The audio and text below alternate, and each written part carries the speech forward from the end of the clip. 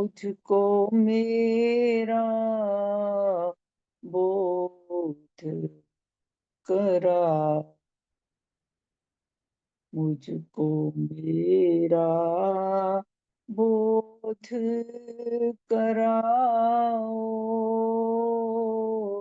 मुझको मेरा बोध कराओ। निज ज्योति पहुँचा कर मुझ तक, निज ज्योति पहुँचा कर मुझ तक, जीवन लक्ष्य मुझे दिखलाओ, जीवन लक्ष्य मुझे दिखलाओ, मुझको मेरा बोध कराओ, मुझको मेरा बोध कराओ। बार बार ये लक्ष्य दिखा कर, बार बार ये लक्ष्य दिखा कर, तम से मोहे ऊपर ले जा, तम से मोहे ऊपर ले जा, मुझको मेरा बोध कराओ, मुझको मेरा बोध कराओ। जीवन लक्ष्य सिद्ध हो जिससे, जीवन लक्ष्य सिद्ध हो जिससे, अपने प्रति प्रीति उपजा, अपने प्रति प्रीति उपजा, मुझको मेरा बोध कराओ, मुझको मेरा बोध कराओ।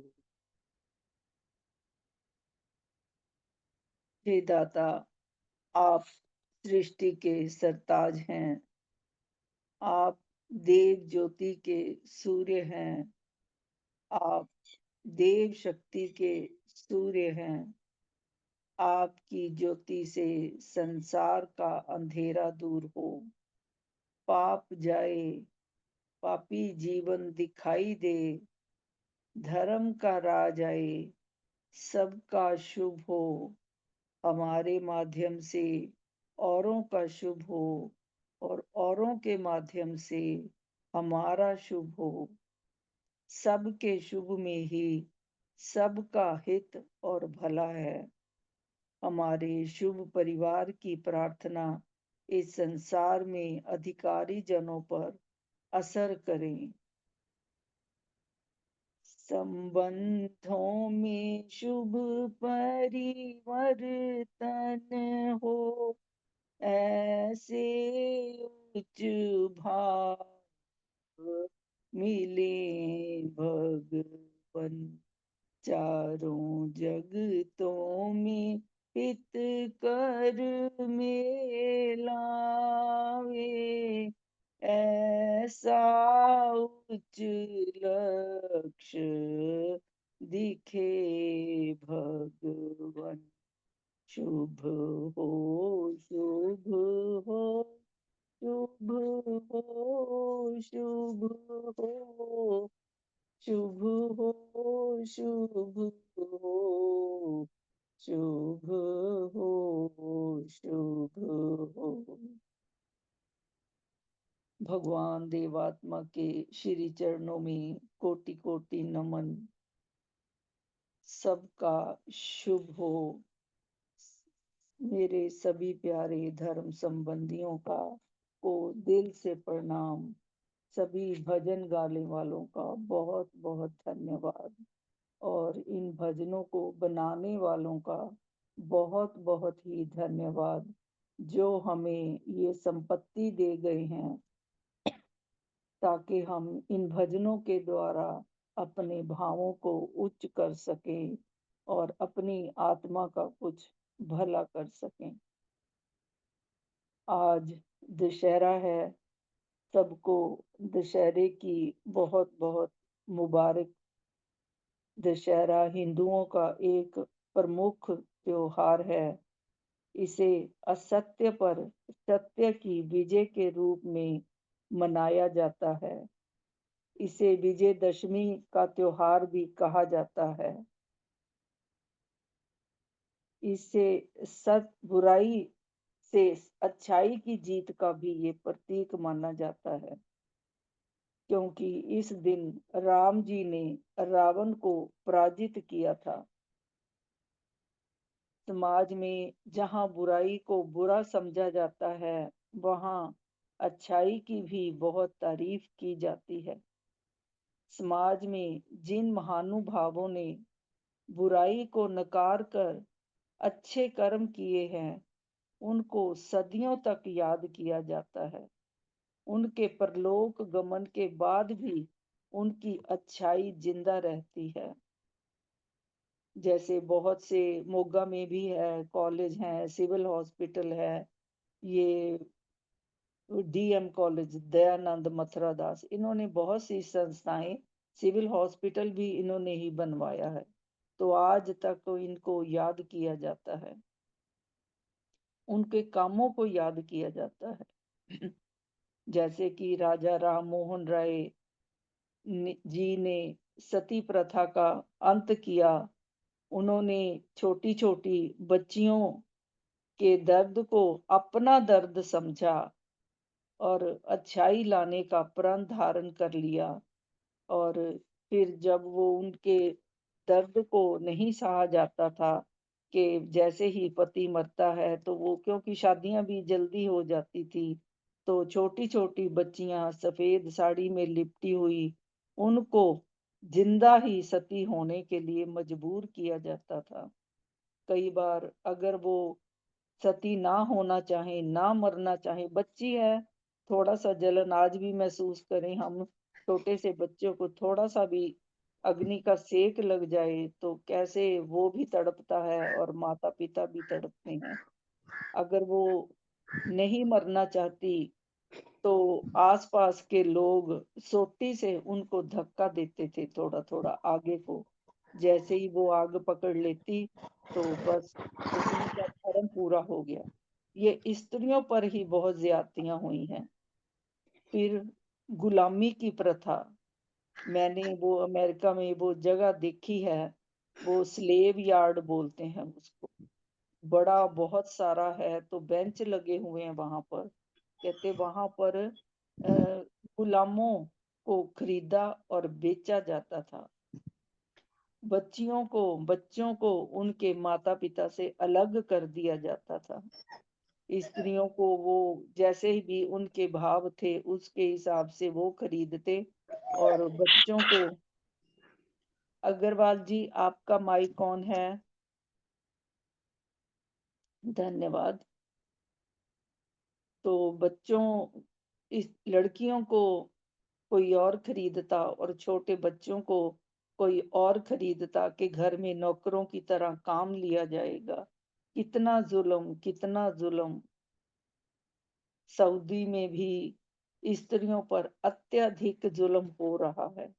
घरों में ताले बंद करके रखा जाता है। उनको अपना शरीर सारा ढकना पड़ता है। वो काम कैसे करें, कैसे जाएँ, कैसे बच्चों को पालें, इतने काम है, वो इतनी हम बहुत हिंदुओं में अब तो दुपट्टे भी नहीं लेती, तो उन बेचारियों को आज भी सिर से पाँव तक लिपटे रहना पड़ता है। ये भी एक ना एक दिन जाएगा, चाहे कितना ही समय लगे। विधवा का पुनर्विवाह नियम भी समाज में आया क्योंकि ये भी एक बुराई थी। 1856 में लॉर्ड डलहौजी द्वारा ये तैयार किया गया था और लॉर्ड कैनिंग द्वारा पारित कर दिया गया था।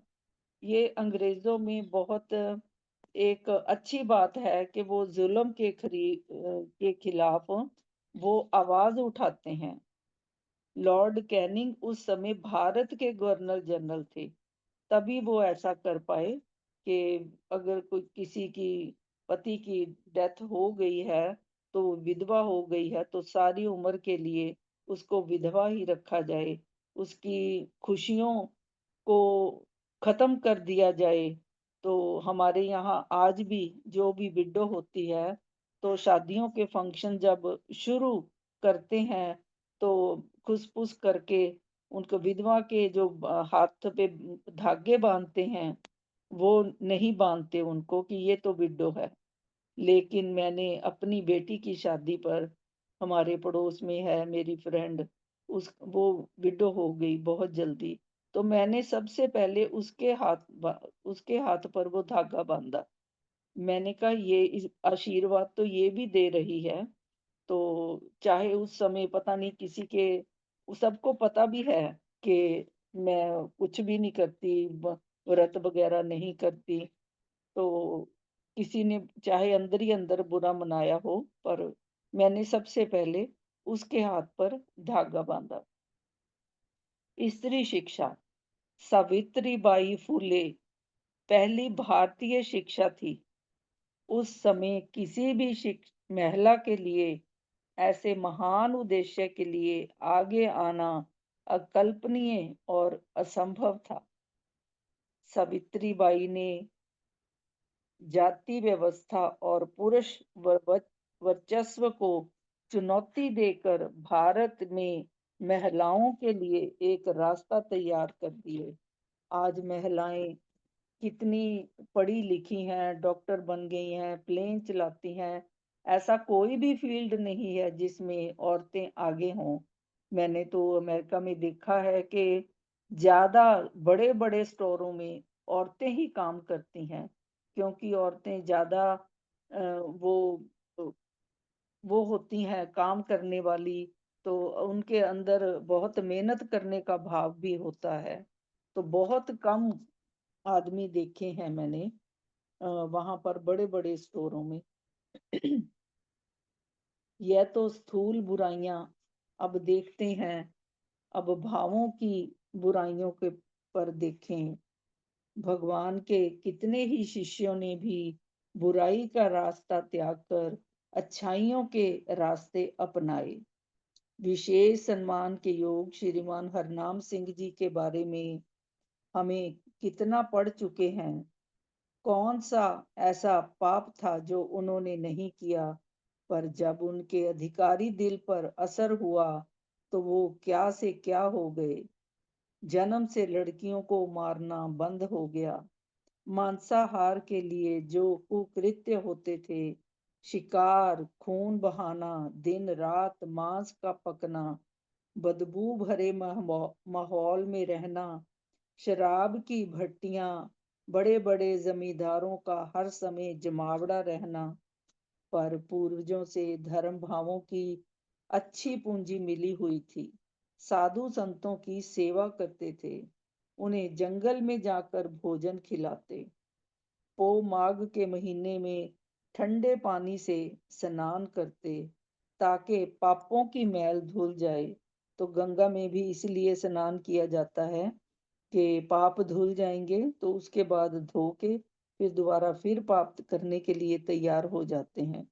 वो शरीर ही धो सकती है, मन नहीं धो सकती, पाप नहीं धो सकती। इसका मतलब उन्हें ये पता था कि मैंने बहुत पाप किए हैं। ग्रंथ साहब का पाठ भी करते, 1-1 हज़ार रुपए तक दान भी करते। उस समय के 1-1 हज़ार व्रत रखते थे, चाहे धर्म के साधन करते थे। साथ-साथ जिंदगी तबाही के रास्ते पर 35 वर्ष तक चलती रही। पर जब बुराई पर अच्छाई का समय आया, तो सिर्फ एक घटना ने पलटा मारा। घटना यह थी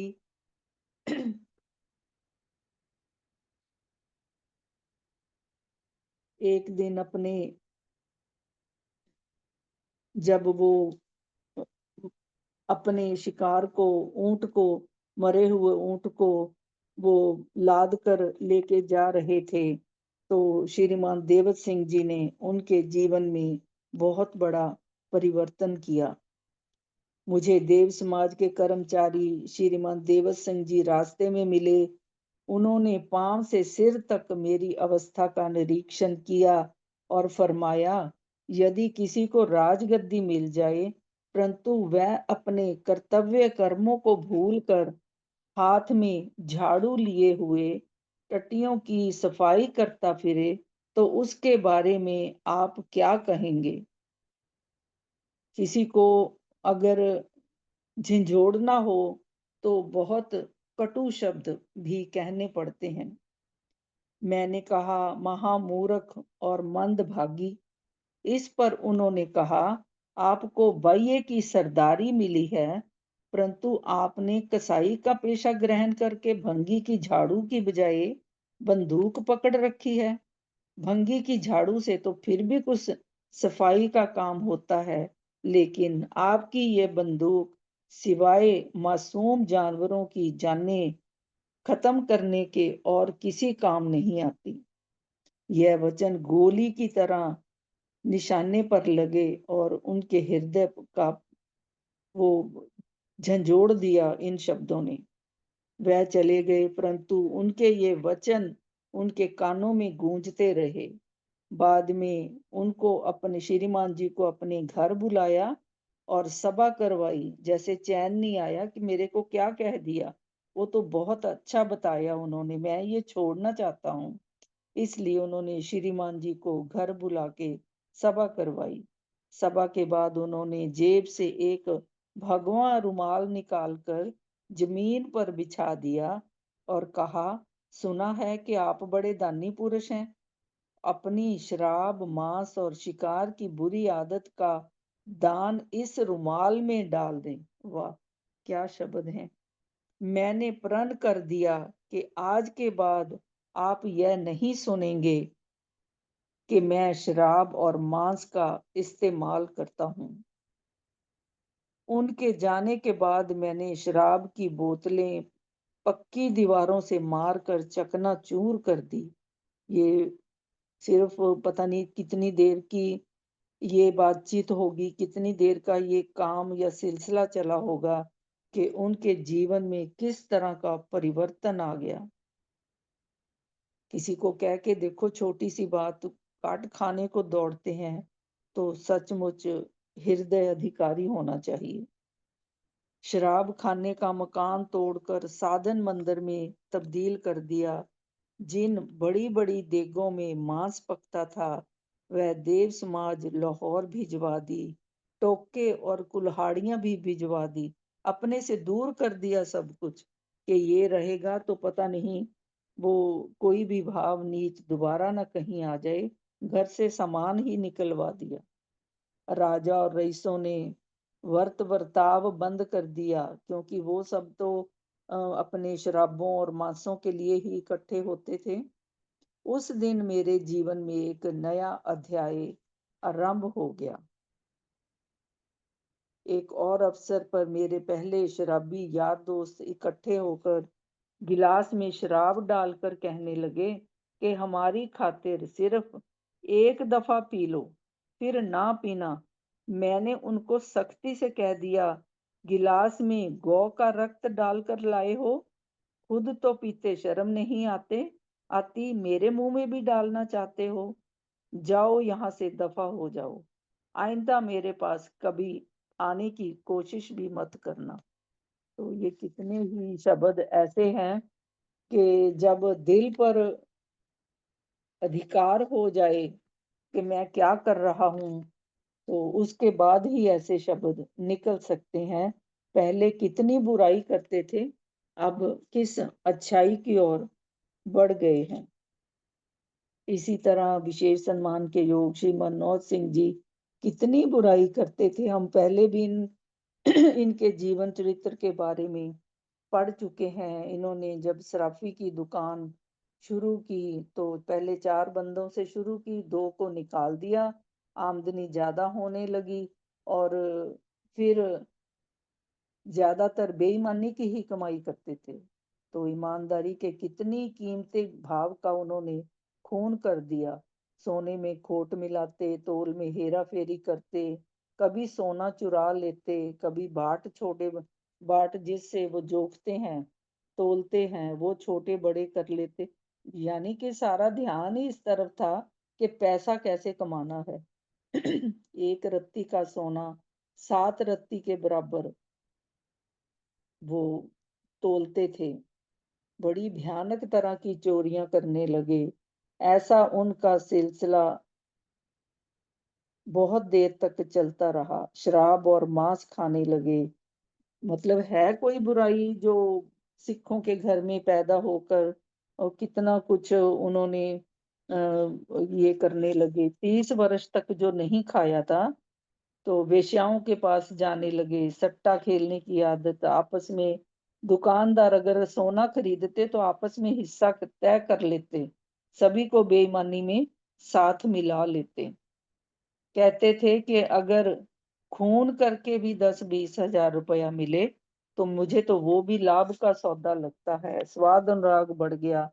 तो कैसे एक एक इंसान कहाँ से कहाँ तक पहुंच जाता है।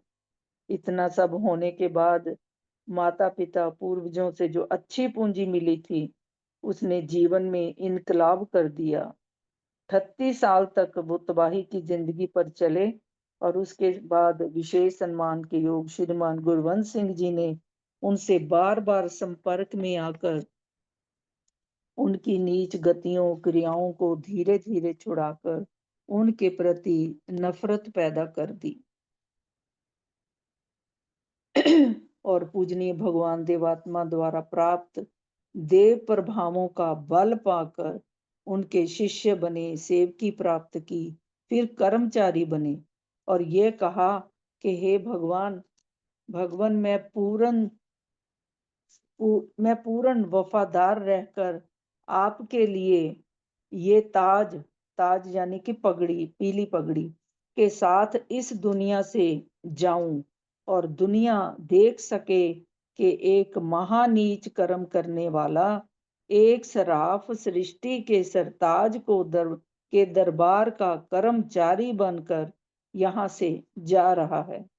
मेरा सब कुछ समाज के हवाले हो। अगर मैं भगवान के दर पर ना आता तो वेश्याएं मेरी अर्थी के साथ मुझे विदा करने जाती। विजय पताका मेरे साथ हो। अब ऐसा सोचने लगे कि मेरी अर्थी के साथ विजय पताका हो। कहने का तात्पर्य ये कि बुराई पर अच्छाई की जीत होती है तो उसकी अच्छाई ता जिंदगी उच्च खुशी प्राप्त करती है और इस लोक में भी और परलोक में भी। रावणों को तो उसकी एक रावण में तो एक बुराई थी, घमंड, जिसके कारण वह खुद को सभी देवताओं से श्रेष्ठ समझता था। रावण के 10 सिर भी दिखाए जाते हैं। धर्म के जानकार इन्हें 10 बुराइयों का प्रतीक मानते हैं। काम, क्रोध, लोभ, मोह, मद, ईर्ष्या, मन, ज्ञान, चित्त और अहंकार। इसलिए रावण को दशानन भी कहा जाता है। ये बुराइयां तो सब मनुष्य आत्माओं में भरी पड़ी हैं।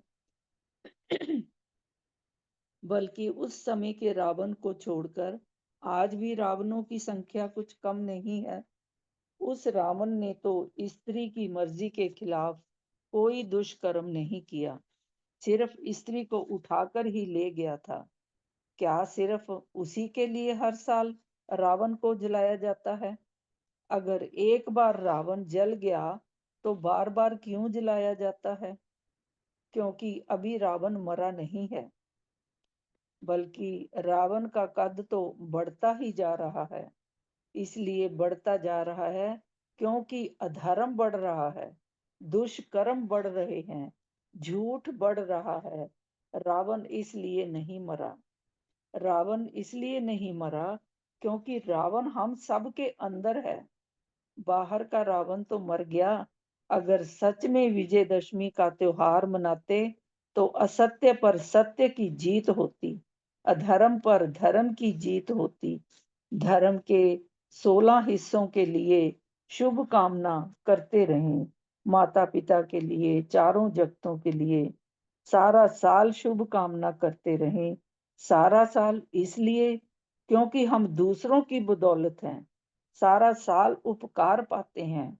अगर हम सारा साल सबके लिए शुभ कामना करते रहेंगे, तभी हम कह सकते हैं रावण मर गया, क्योंकि धर्म उच्च भावों के बिना नहीं आता। तो उस रावण को तो जलाना अब बंद ही कर देना चाहिए। सबका शुभ हो। आप शुभ कामना करते हैं।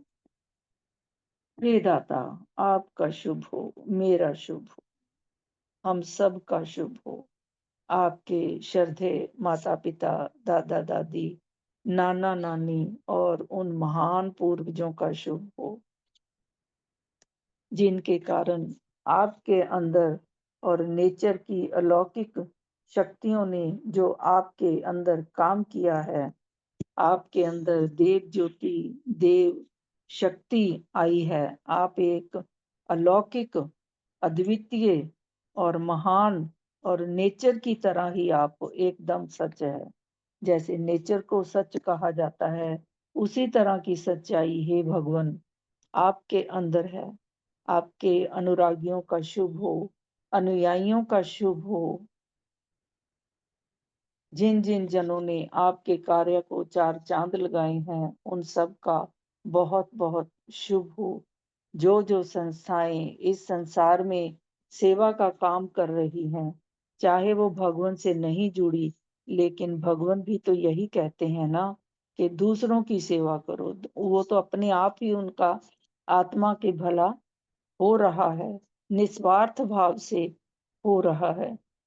हमारे माता पिता, दादा दादी और पूर्वजों का शुभ हो, जिनके कारण हम में कुछ अच्छी पूंजी आ गई है कि हमें सच्चाई का रास्ता दिखने लगा है, हमें भगवान की शिक्षा प्यारी लगने लगी है।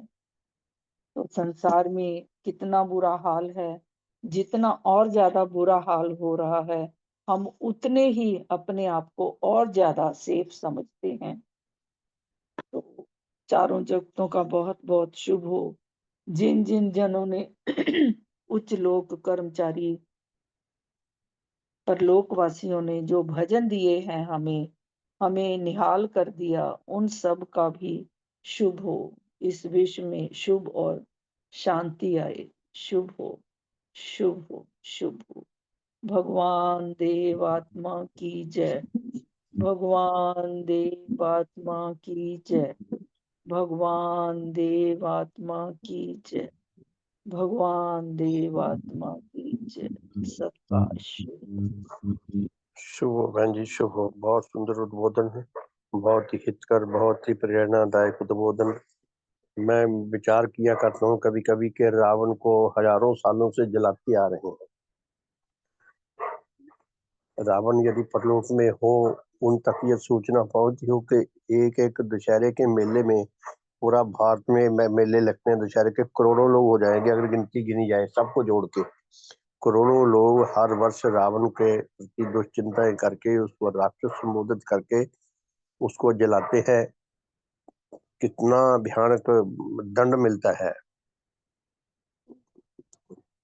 और जो इंसान रावण से कहीं ज्यादा बढ़कर भयानक है, पूरी दुनिया को जो तबाह करना चाहते हैं, जिस व्यक्ति ने कोरोना फैलाया, कितना बड़ा अपराधी, कितने देश पर बर्बाद कर दिए, कितने देशों की जो संपत्ति थी वो नष्ट होगी, कितने देश कंगाल हो गए और कितनी जनता चली गई, कितने घर शून्य हो गए।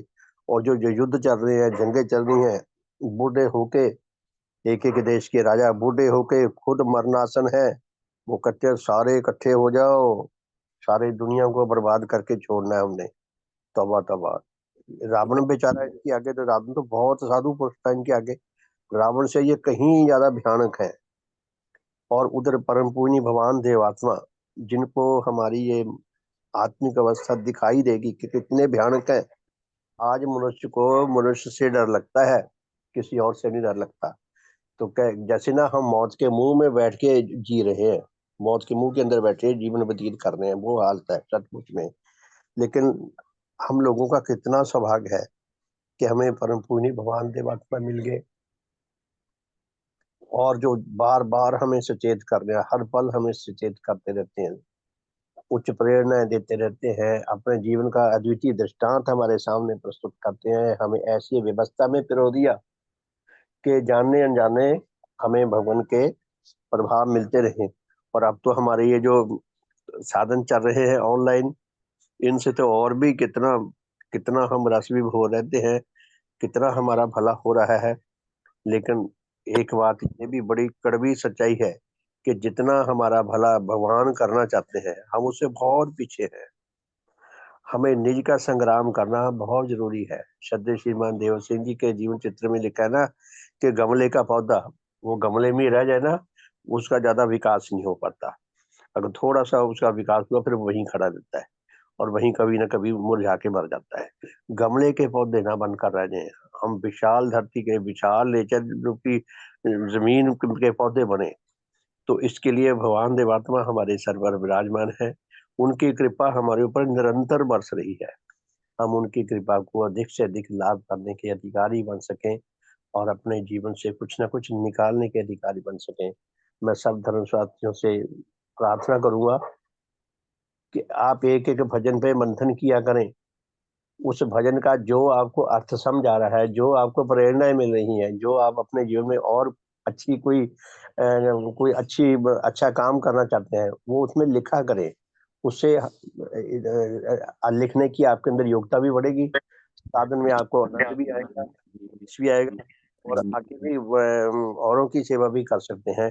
तो हम सबका शुभ हो, सबका भला हो, हमारे शुभ परिवार का शुभ हो, और उच्च प्रेम आए, उच्च एकता आए, उच्च मेल आए हम सब में। हमारी ये धर्म यात्रा निरंतर चलती रहे और सदा सदा चलती रहे। अधिक से अधिक लोगों को इस धर्म यात्रा से जुड़कर सच्चा आत्म कल्याण लाभ करने का सौभाग्य मिले।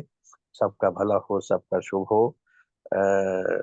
श्रीमान जी कुछ बोलना चाहते हैं? रोचरानी जी। हाँ जी, सत्य की जय सबको। अब आज रावण की बात निकली है, जी तो हम सुबह जो बैठते थे नैना जी अपने परलोकवासियों से बातचीत में, एक दिन रावण आ गए थे अच्छा जी। दशानन। हाँ, रावण आ गए तो हम भी थोड़े चौंके तो सही।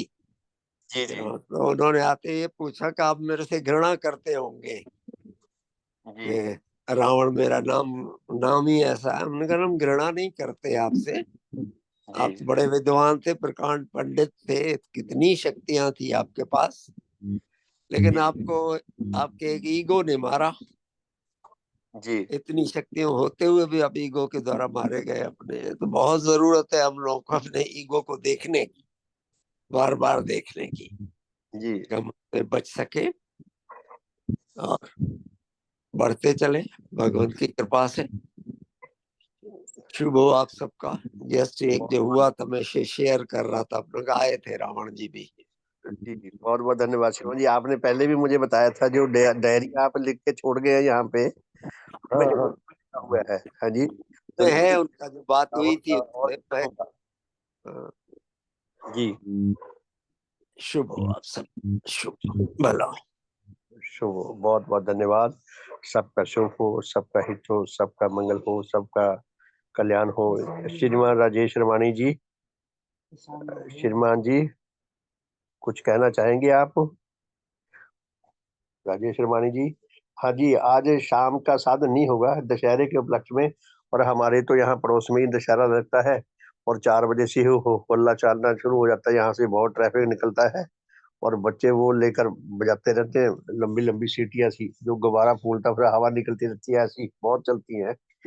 तो जैसा कि हमारी कल बात हुई थी, तो आज शाम का साधन नहीं होगा लेकिन रात का होगा। तो ठीक है जी, सबका बहुत बहुत धन्यवाद, सबका शुभ हो। राजेश श्रीमान जी शुभ हो। शुभ हो जी। श्रीमान जी शाम को जो रात को 8:40 पर होगी सभा, जी वो कौन सी सभा होगी? अभी राजेश शर्मानी जी कह रहे थे मुझे सूचित करेंगे, जो अगर सूचित नहीं है, तो अपनी एज यूजुअल जो चलती है वही होगी। जी जी जी जी शुभ हो इसीलिए तो श्रीमान जी, शुभ हो। 8:30 का टाइम रखते हैं। जी जी शुभ हो। शुभ हो जी, धन्यवाद जी। ठीक है जी, बहुत बहुत धन्यवाद, सबका शुभ हो। तो फिर मिलते हैं जी रात को 8:40 पे दशहरे की। सबको मुबारक। दशहरे से हम प्रेरणा ले सकें कि हम अच्छाई का साथ देने वाले बने, बुराई से बचें। देखो जब रावण को इतनी घृणा सहनी पड़ रही है, इतने हजारों सालों से उनका संस्कार हो रहा है, संस्कार क्या हो रहा है, उनको जैसे अपराधी की तरह फूका जाता है हर साल। तो बुराई का ये हाल होता है। तो हम सब बुराई से बचने की प्रेरणा ले सकें, भलाई की ओर जाने की प्रेरणा ले सकें। तो सबका शुभ हो, बहुत बहुत धन्यवाद। फिर रात को मिलते हैं 8:40 पे। धन्यवाद जी, शुभ हो।